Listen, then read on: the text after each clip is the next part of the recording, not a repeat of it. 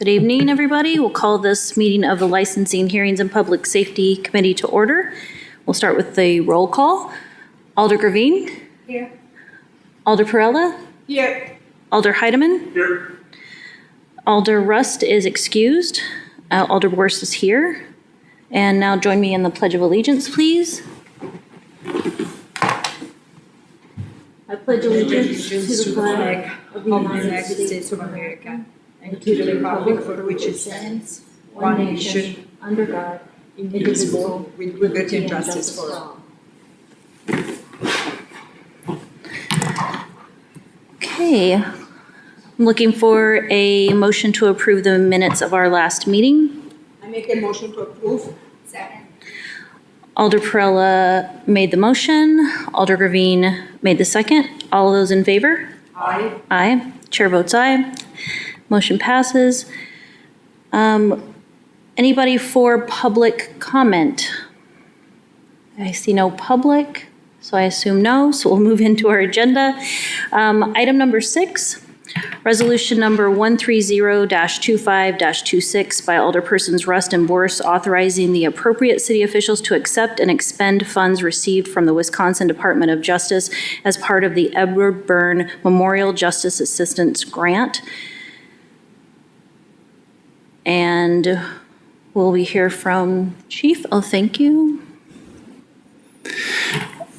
I don't think it's anything terribly exciting. This is the same grant we've been getting since before I was in charge of the MEG unit 10 years ago. It's been the same $24,112 as long as I can remember as well. It's actually split. 14,000 of it comes from the federal government and 9,000 comes from the state. And it's used to reimburse expenses for our drug unit, which are actually shared. It's one of our shared services between us, the Sheriff's Department, and other agencies in the county. Any questions from anyone? Thank you, Chair. As usual, of course, that is more than welcome. I just was curious about is the county also applying for grants for this, or is the only grant that comes to it? Because we're the lead agency, we apply for and manage the grant for it. So we provide the supervisor who administers the grant and manages the drug unit. Very good. Okay. But there is no matching, right? Is there a matching to this? No. No. Right. Thank you. Yep. Yeah, thank you, Chair. Since the grant is always the same amount of money, doesn't the state and the federal government, don't they think, hey, we could use more money? Or how is there ever a possibility that amount could actually grow, because it's very effective and we don't save it, we use it all.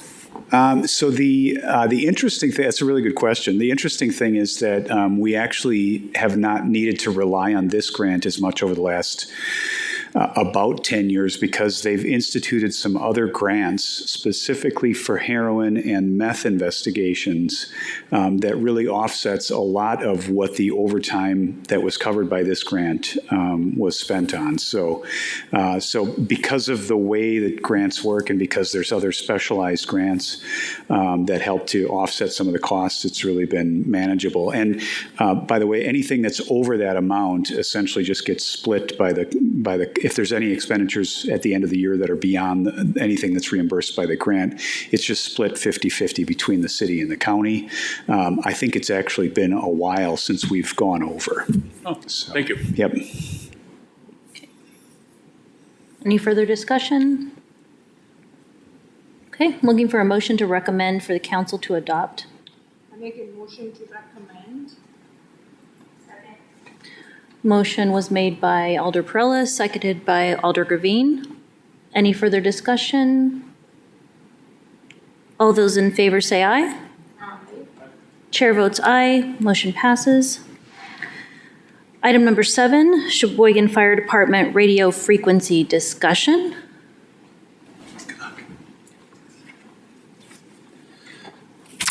Thank you. So this is just kind of information only for the council and for the committee. I apologize if you have a hard time understanding me. I had sinus surgery on Thursday, so I'm still getting over it.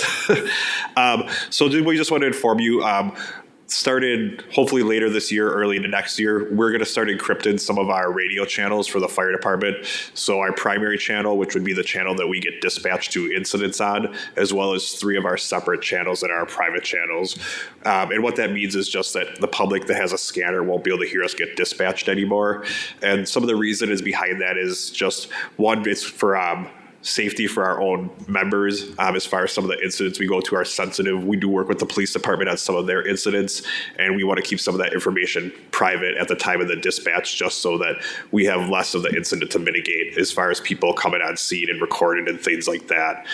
The other reason for some of the private channels to be encrypted is also to provide some privacy for the citizens of Sheboygan. So when we have sensitive incidents where maybe we're dealing with like a family member or something like that, we don't want that information out to the public or anything like that. So there's still transparency involved in it. Obviously, anybody can open records request any of our radio traffic after the fact. It just won't be live at that point. And the majority of our channels that we do our work on, so like when we have a fire incident and things like that, you'll still be able to hear the incident go on. You just won't be able to hear the initial dispatch. So it'll probably take a little bit of time. Right now we have to get our radios programmed and everything, and then our radios in the station have to get keyed so that they're all private. But we just wanted to let you know that that's coming. So we had already gone to the county radio committee as well as their law committee and got approval for it. So just to inform the council, and if you have any questions at all, I can answer them for you about this. Any questions for the Assistant Chief, Alder Perella? It makes completely sense to me. However, I was wondering, is there, if any, can you tell us what are the advantages of having that, having the frequencies accessible right now? I mean, is there any advantage? I understand all the disadvantages that you listed very well, but is there any advantage that we are going to give up this? I don't really think that we're going to give up any advantage of having the frequencies open or anything like that. So we do have multiple other frequencies we can use as far as like working with our community partners and stuff like that. So we don't give up anything at all. We did a lot of looking into this and weighing the pros and cons on it, and the advantages of us encrypting it outweigh the advantages of not. And are there cost implications with that change? Sure. So initially there would have been some costs to implement this. However, the fire department got new radios that was purchased through, I think, ARPA money through the city here. So that was all incorporated into that ARPA money, that the radios were able to be purchased with the encryption software in it. So the cost is minimal. Very good. Thank you. Yep. Thank you. Thank you. Any further questions? No? Thank you, Assistant Chief. Thank you. That's for discussion only, so we'll move forward to our next agenda item.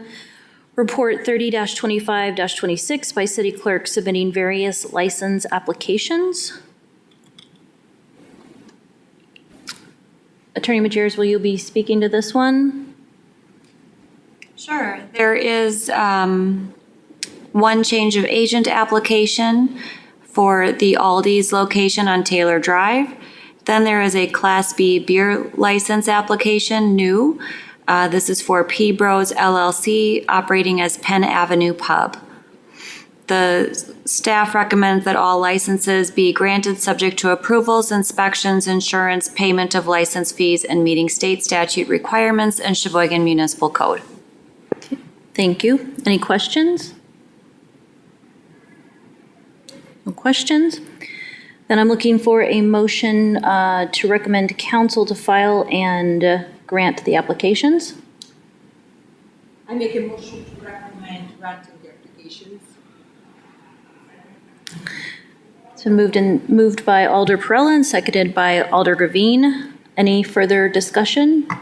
Yes, Attorney Majerus? To be clear, is that motion contingent upon all of the other approvals that I had asked for? Contingent to the other approvals. Okay, thank you. All those in favor? Aye.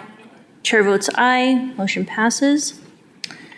That is the end of our agenda. Our next meeting date is tentatively scheduled for December 8th, 2025. So I'm looking for a motion to adjourn. Make a motion to adjourn.